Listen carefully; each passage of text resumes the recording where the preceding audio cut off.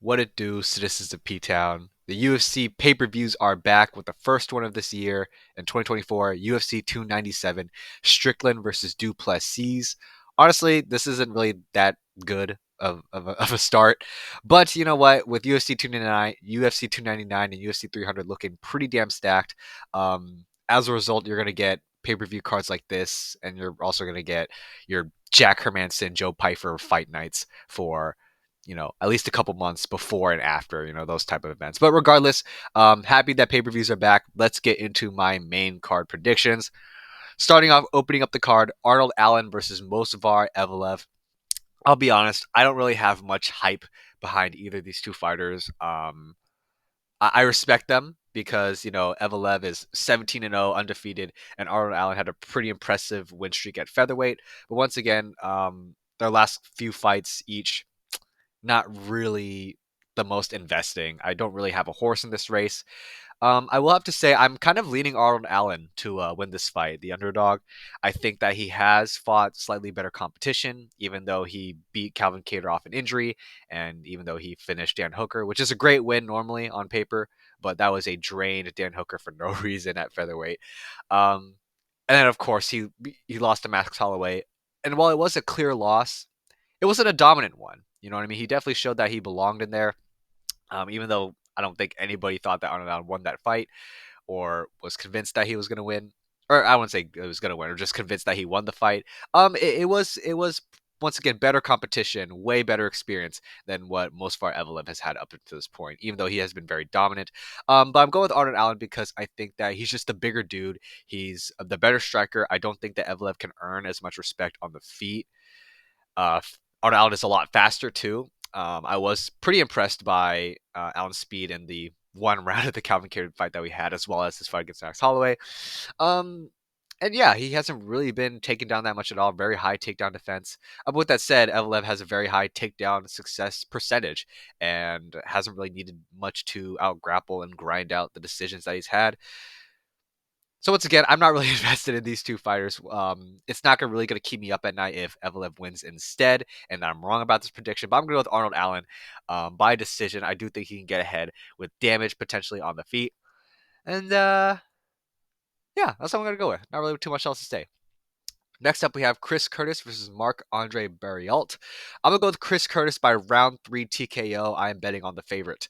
Marc-Andre Barriault had a very fun fight his last time around against Eric Anders. But I do think Chris Curtis, once again, even though I wouldn't say once again. I wouldn't say that Chris Curtis is the most impressive contender, but he is very good. And as a specialist in terms of striking his boxing, I think it's very solid. I think that he can make adjustments quicker than Marc-Andre Barriault. I think he's fought better competition as well. And yeah, I'm probably going to lean Chris Curtis by round 3 TKO. That's what I'm going to go with.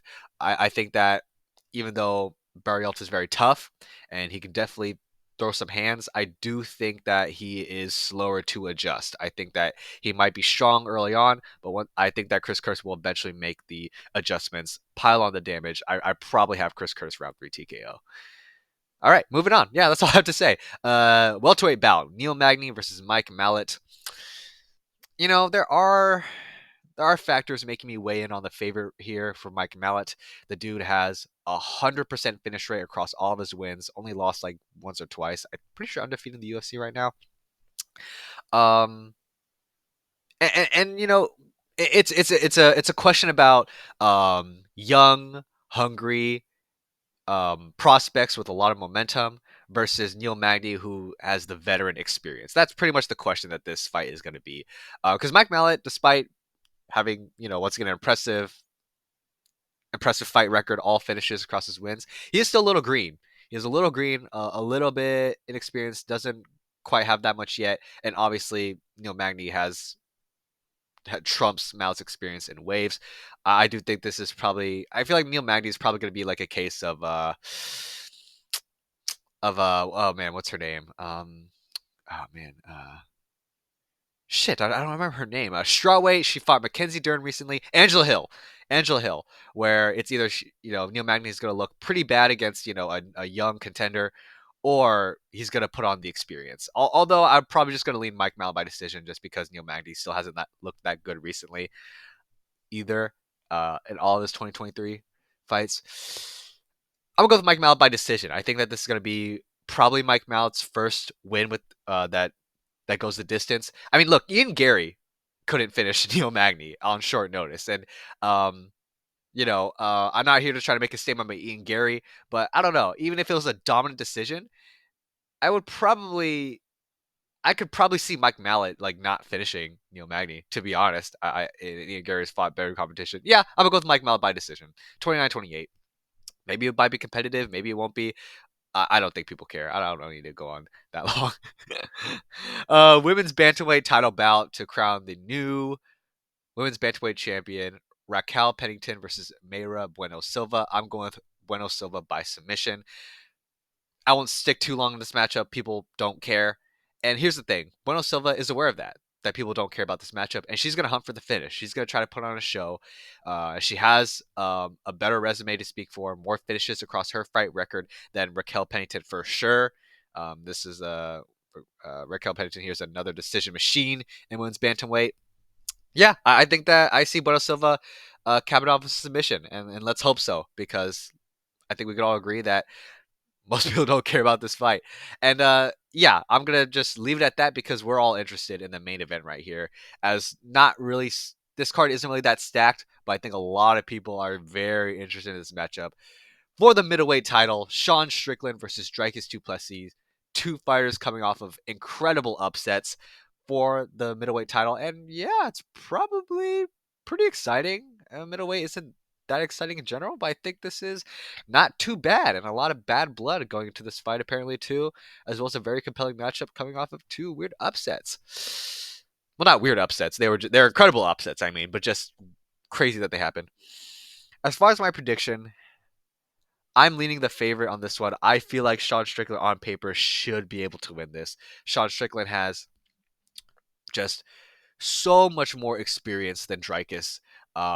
Not only against better competition, but just fight time in general. The dude has gone to decision many times, multiple 5-round fights gone to a decision, planned 5-round fights that he has fought.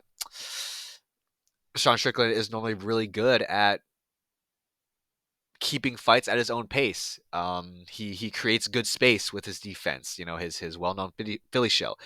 Um, Kind of what I was saying earlier, he's good at taking fights to his own pace, to his own speed. He moves forward. He constantly pressures. He stays defensively sound, and he just peppers you with jabs. And oh yeah. Here's the thing. I underrated Sean Strickland going into the Izzy fight, and some people came at me like, oh, like why'd you pick Izzy? You know what I mean? Like why are you surprised that you picked Izzy? Or in the UFC 290, people were like, I don't know, Duplessis is gonna win this. Like, come on, man. Let's not act like I was the only person who picked Izzy to win against Strickland, and let's not act like I was the only person to pick Whitaker over Duplessis. Okay, like they were both huge upsets for a reason. All right, let's not act like I was the only one who picked against the favorites. Okay, um, they're such huge moments for a reason. Okay, but with that said, yeah, I'm probably not the best person you want to ask when predicting a Sean Strickland and Duplessis fight. In the case of Sean Strickland fighting against Izzy, it was evident that he came in with a great game plan. He neutralized Izzy's offense. Even though Izzy is great off the back foot, which is what he's known for, Strickland neutralized Izzy's jab. Strickland neutralized Izzy's leg kicks, couldn't let Izzy gauge the distance and feel out. He grabbed a hold of Izzy's lead hand. He threw up those teep kicks. He avoided the leg kicks. And it was evident that he came across with a great game plan, and he did it very well. He showed really good IQ in that fight and stuck to the game plan, and the game plan worked beautifully. He executed it really well. I'll have to give that to Sean Strickland. In the case of Dricus du Plessis, he's unorthodox. He creates hell. He creates opportunities for him. He's extremely physical and athletic. He's explosive too at random times. This is going to be a pretty interesting fight. I do feel like normally Strickland is very good at bringing fights to his pace, to kind of his preferred tempo. His experience should be able to outpoint Dricus. I think that Sean Strickland has great takedown defense. He can push Dricus against the cage, pressure him. I don't think Dricus is as good off the back foot. And I think if Sean Strickland puts in combinations, I think he could win. And also, he has proven cardio. He has better cardio than Dricus du Plessis. Even though Duplessis seems to have upgraded after the nose surgery, as far as tested cardio, we know that Sean Strickland has better tested cardio. We've never seen Dricus du Plessis in a 5 round fight in the UFC, at least. With that said, I honestly don't know about Dricus du Plessis, man. To go from his performance in the Derek Brunson fight to his performance against Robert Whitaker, it's like night and day, dude. It's like a completely different fighter. And as much as I could point out the flaws on Duplessis' fighting style in his past fights. Like I said, you go to the Robert Whitaker fight, he just looked great in that fight. Even if Robert Whitaker didn't go in at 100%, Duplessis still looked awesome. He still looked really good. Also had a perfect game plan that he executed very, very well. Definitely studied Robert Whitaker. And that's the thing. That's the advantage that Duplessis has going into this fight. He has a lot less tape on him. Not only does he have a lot less tape on him, but he's definitely has a lot more tape on Sean Strickland with all the fighting experience that he has, and so he could definitely get some good reads, coming with a good game plan against Sean Strickland. If DDP pressures early, prevents Sean from getting any momentum, and not really give up any ground, I could see Drake Duplessis getting ahead. How I see this fight going is that Sean Strickland's going to control the fight most of the rounds, and then Dricus du Plessis is probably going to have the bigger moments within the round, keeping it pretty competitive on the scorecards. But with that said, overall, I'm probably going to say Sean Strickland by decision. I think that he's just going to have have it in his favor more often in this fight, and so I can see him going by decision. And once again, even though Duplessis might have gotten his cardio improved after no surgery, I think it is safe to say that Sean Strickland is more likely to have the better cardio and look fresher in the later rounds. So I probably have Sean Strickland by decision. But at this point, Dricus du Plessis can just surprise me, and not even surprise me. He can just pull off the win with this crazy chaotic finish, and I won't even be surprised because he creates hell. He creates opportunities. He's unorthodox, and that makes him a hard dude to read and a hard dude to prepare for. So yeah, it should be an interesting fight. I don't have a horse in this race either, so I'm just gonna kind of enjoy what we got, whatever we get. I would hope it's gonna be a war if Sean Strickland really has that much bad blood towards DDP, as he seems to be. Then hopefully he's gonna be a little bit more entertaining this time around. And I know Duplessis is gonna bring a war to Sean Strickland, so hopefully it'll be really good. And there you have it. I got Sean Strickland by maybe 48-47 decision. Okay, there you have it. That is my predictions for UFC 297. Go ahead and leave your predictions down below. Subscribe for more UFC content. I got other videos coming out soon. Outside of UFC content, I have my top awaited movies, anticipated movies of 2024, as well as me going over movies that I have possibly changed my opinion on. But yeah, I'll see y'all for UFC 298. Thank you all for watching. Go ahead and comment down below your predictions, subscribe, like, and all that jazz. And yes, thank you for watching, and I'll catch you later.